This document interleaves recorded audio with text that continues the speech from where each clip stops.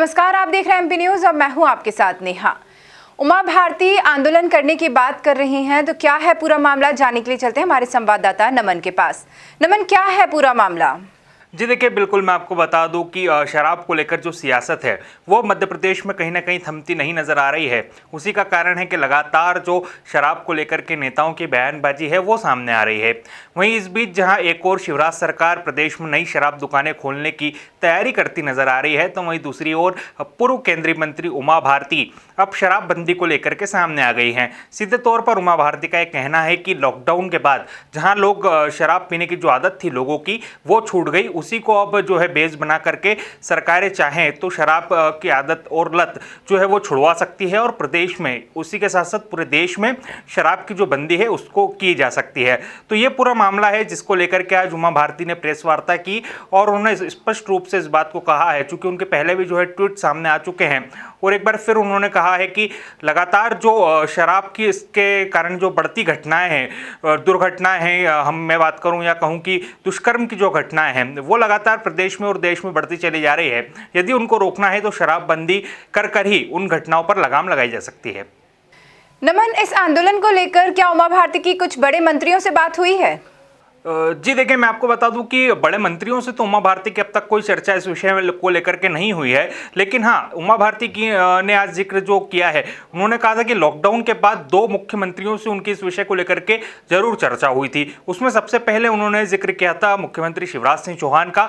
उन्होंने कहा था कि शिवराज सिंह चौहान से मेरी जरूर इस विषय को लेकर के चर्चा जो है वो हुई है। और दूसरा उन्होंने जिक्र किया था उत्तर प्रदेश के मुख्यमंत्री योगी आदित्यनाथ का। यानी इन दोनों ही मुख्यमंत्रियों से कहीं ना कहीं उमा भारती की जो बातचीत है वो इस विषय को लेकर के हुई है और दोनों ही मुख्यमंत्रियों के साथ उन्होंने एक रणनीति जो है वो इसको लेकर के बनाई है।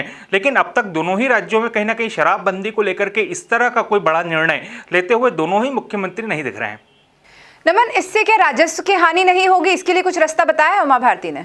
जी डेफिनेटली, देखिए मैं आपको बता दूं कि जब किसी भी राज्य में शराबबंदी होती है तो वहां का सीधा प्रभाव जो है उसके राजस्व पर बनता है।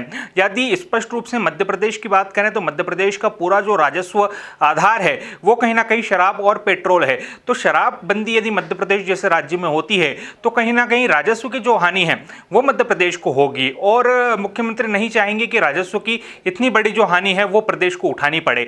तो उसको लेकर के भी उमा भारती जो है उन्होंने एक रणनीति यहाँ पर साझा की है। उन्होंने कहा है कि अलग अलग ग्रुप्स बनाकर अधिकारियों के उनको इस बात की रणनीति बनाई कि आखिर कैसे राजस्व की जो हानि शराब बिक्री से होती है उसे इसकी भरपाई कर दी जाए। वहीं उमा भारती ने कहा है कि शराब बिक्री को लेकर के जो राजस्व कमाया जा सकता है वो दूसरे काम करके भी कमाया जा सकता है। जैसे उन्होंने कहा है कि पर्यटन की यदि बात करें तो पर्यटन की काफी संभावनाएं जो अलग अलग प्रदेश में है उसको लेकर के राजस्व की जो है बढ़ोतरी की जा सकती है। तो ऐसे कई जो कारण है वो उमा भारती ने बताए हैं और अलग अलग ऐसे विषयों पर उमा भारती ने ध्यान केंद्रित करते हुए राजस्व की हानि से बचाने के भी उपाय जो है वो साझा किए हैं। नमन, अगर उमा भारती मैदान में उतरती हैं तो वो कितना बड़ा आंदोलन करने का सोच रही हैं? जी देखिए, स्पष्ट रूप से आंदोलन की तो ऐसी कोई रणनीति उमा भारती ने अभी साझा नहीं की है। चूंकि उमा भारती ने अपनी एक बात रखी है, अपना एक विचार उन्होंने कहा है कि मैंने रखा है जो कि एक सकारात्मक विचार है और एक सराहनीय पहल जो है जिसको कहा जा रहा है। तो लगातार इस तरह का जो विचार है वो उन्होंने रखा है और इसको लेकर के आगे क्या कुछ निर्णय उमा भारती लेती हैं वो अब देखने वाली बात होंगी। नमन, इसमें विपक्ष का क्या कहना है? क्या वो उमा भारती के साथ हैं इस चीज में? जी बिल्कुल, देखिए विपक्ष यानी कांग्रेस की यदि हम बात करें तो वो उमा भारती के इस पूरे जो कदम है उससे कहीं ना कहीं उससे सराहनीय पहल बता रहा है। साथ ही वो उमा भारती के इस विचार से कहीं ना कहीं सहमत भी नजर आ रहा है, क्योंकि विपक्ष जो है लगातार इस बात की मांग उठाता रहा है कि प्रदेश में जो है या देश में शराबबंदी जो है होनी चाहिए। तो कहीं ना कहीं उसको लेकर के विपक्ष जो है उमा भारती के साथ जरूर खड़ा नजर आ रहा है, लेकिन लगातार जो शराब को लेकर के सियासत चल रही है उसको लेकर के भी विपक्ष जो है निशाना साधते नजर आ रहा है। नमन, पर अगर हम देखें जैसे विपक्ष जब खुद सरकार में था तब उन्होंने कुछ ऐसा प्लान नहीं करा था शराबबंदी को लेकर। जी बिल्कुल, विपक्ष जब कांग्रेस की सरकार मध्य प्रदेश में थी तो इस तरह का कोई भी जो प्लान है वो शराबबंदी को लेकर के मध्य प्रदेश में नहीं आया था। अभी तो अलग अलग जो है हम कहें कि योजनाएं जरूर चलाई जा रही थी जिससे राजस्व की बढ़ोतरी हो।